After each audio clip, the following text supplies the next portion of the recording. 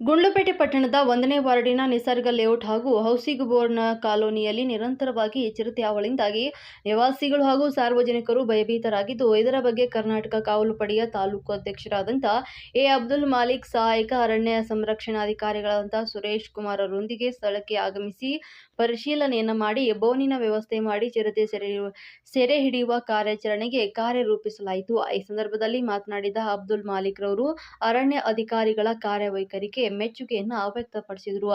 ಈ ವೇಳೆ ಸಲಹೆಗಾರರಾದ ಎಸ್. ಮುಬಾರಕ್ ಮತ್ತು ಸಂಚಾಲಕರಾದ ಮಿಮಿಕ್ರಿ ರಾಜು ಸೇರಿದಂತೆ ಅರಣ್ಯ ಸಿಬ್ಬಂದಿ ವರ್ಗದವರು ಹಾಜರಿದ್ದರು.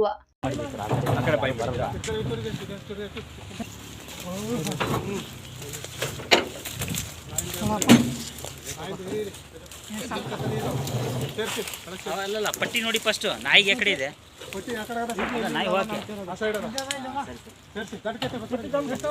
ಏನಾದ್ರು ಮುಚ್ಚ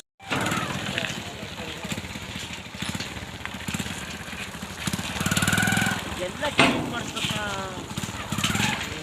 ಅವ್ರು ಹೇಳ್ಬೇಕು ಜಮೀನು ನಾಗಮಣಿಯವರೇ ಬನ್ನಿ ಕ್ಲೀನ್ ಮಾಡ್ಕೊಂಡ್ಬಿಟ್ರ ಏನು ತೊಂದರೆ ಇಲ್ಲ. ಅದು ಈ ಥರ ಕಾಣಿಸ್ಕೊಂಡ್ರೆ ಹೆಂಗೆ ಹೇಳಿ ಅದೇ ಕ್ಲಿಯರ್ ಮಾಡಿ ಬನ್ನಿ ಅವ್ರ ಕೈ ತೆಗಿಸಿ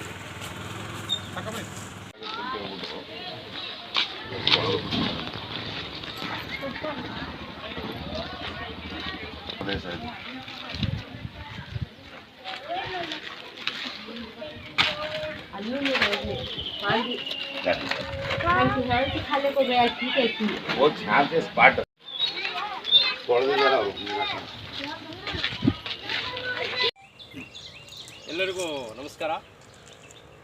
ಈಗ ಒಂದು ವಾರದ ಮುಂಚೆ ಈ ನಿಸರ್ಗ ಲೇಔಟ್ನಲ್ಲಿ ಚಿರತೆ ಪ್ರತ್ಯಕ್ಷ ಆಗಿ ಇಲ್ಲಿ ಭಯಭೀತರಾಗಿದ್ದರು ಸಂಬಂಧಪಟ್ಟವರು.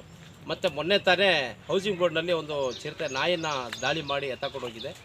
ಹಾಗೆ ನಿನ್ನೆ ಬಂದು ಪರಿಶೀಲನೆ ಮಾಡಿದ್ರು. ಫಾರೆಸ್ಟ್ ಅರಣ್ಯ ಇಲಾಖೆಯ ಸಿಬ್ಬಂದಿ ವರ್ಗದವರು ಬಂದು ಪರಿಶೀಲನೆ ಮಾಡಿ ಇವತ್ತು ನಿಸರ್ಗ ಲೇಔಟ್ನ ಒಂದು ಬುದ್ಧಿಮಾಂದ್ಯ ಶಾಲೆಯ ಹಿಂಭಾಗದಲ್ಲಿ ಇವತ್ತು ಒಂದು ಬೋನ್ ಮಡಗುವಂಥ ಕೆಲಸ ಮಾಡಿದ್ದಾರೆ.